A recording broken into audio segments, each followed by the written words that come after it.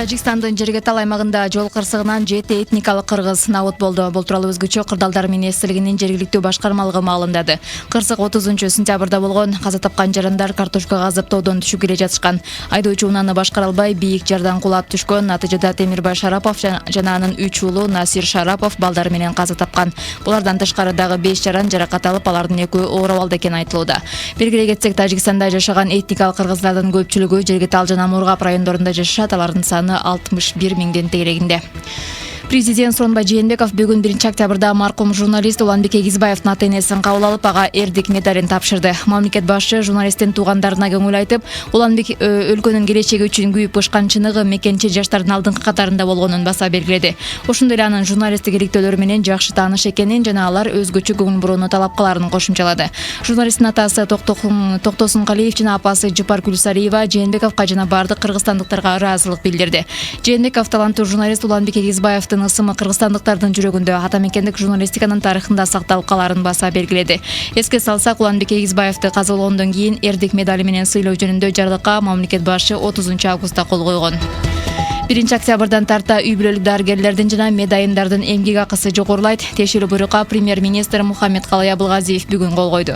Жаңы токтомдун негизинде үй бүлөлүк дарыгерлердин жана медайындардын айлык акысынын кепилденген бөлүгүнүн деңгээли жана эсептөө тартиби өзгөртүүсүз калтырылып, жаңы төлөм тартиби ишке киргизилүүдө. Ага ылайык жардам көрсөтүүдө жана натыйжалуулукка жетишүүдө үй бүлөлүк дарыгерлердин жеке салымына жараша эмгеги бааланып, кепилденгенден жогорку кошумча эмгек акы эсептелет. Мында көрсөткүчтөр жогорку болсо, алардын маянасы 2 эсе көбөйтүлөт.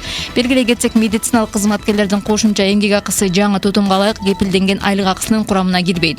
Жаңы токтомго бюджеттин 2018-жылдын 1-октябрынан 31-декабрына чейин 157,5 миллион сом жана 2019-жылдын 1-январынан баштап 630 миллион сом жылына бөлүнөт. Кыргызстанда 70 адам илимий эмгектерге плагиат жасоодо кармалды. Анын ичинде жогорку кеңештин депутаты Акылбек Жапаров дагы бар. Бул тууралуу Дисрнет долбоорунун негиздөөчүсү Андрей Заякин маалымат жыйынында билдирди.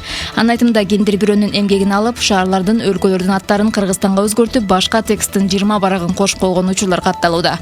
Жогорку аттестациялык комиссиянын төрагасынын орун басары Нурлан Атабаев Марал радиосуна берген маегинде Кыргызстанда акыркы 10 айдын ичинде 6 диссертацияда плагиат бар экени аныкталганын айткан. Бул аралыкта 160 илимий эмгек текшерилген.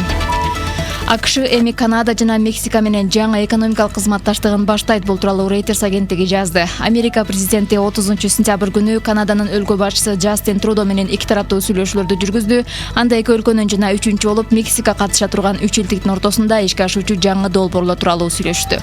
Буга чейин эле Түндүк Американын бул 3 өлкөсүнүн башын бириктирген экономикалык уюм NAFTA бар болчу. Бирок бул уюмдагы келишимдер АКШ үчүн пайдасыз экенин айткан Трамп президенттик кызматка киришери менен NAFTA-дан баш тарта баштаган. Анын ордуна тең пайдага негизделген жаңы келишимдерди түзүү тууралуу август айында Мексика менен сүйлөшкөндө, алар Канададын да кошулуусу шарты менен гана макул болорун айткан. Ал эми Канада менен эң жакын аралыкта сүйлөшөрүн Трамп билдирген болчу.